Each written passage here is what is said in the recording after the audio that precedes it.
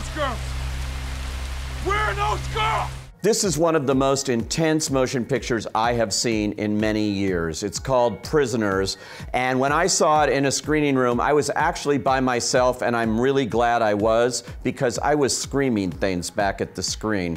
This thing, literally, it's a cliche to say this, but this one literally did have me on the edge of my seat. Why don't you tell me his name? He said he took them. Did he say he was with anybody? We found something. Every day, she's wondering why I'm not there. It's from the Canadian director Denis Villeneuve. He's a brilliant director, and he's really taken this material, which in other hands might have just been a genre kind of thriller, and turned it into quite an interesting film.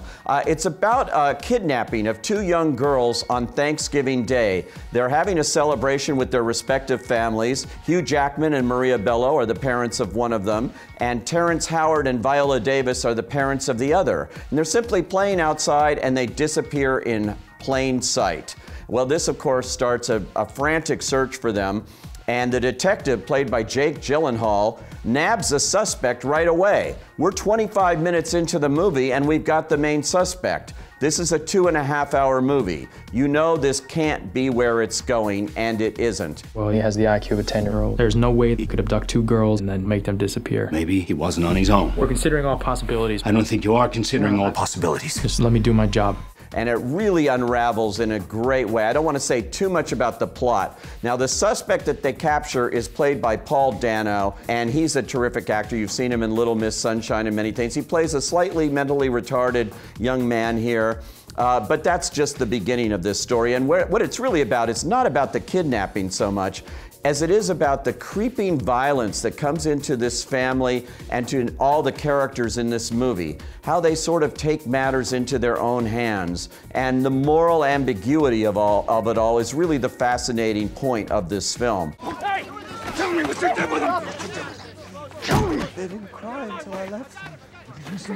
What did you say? It is beautifully acted by Hugh Jackman, who has never been better. It's the most emotional I've ever seen him in a motion picture.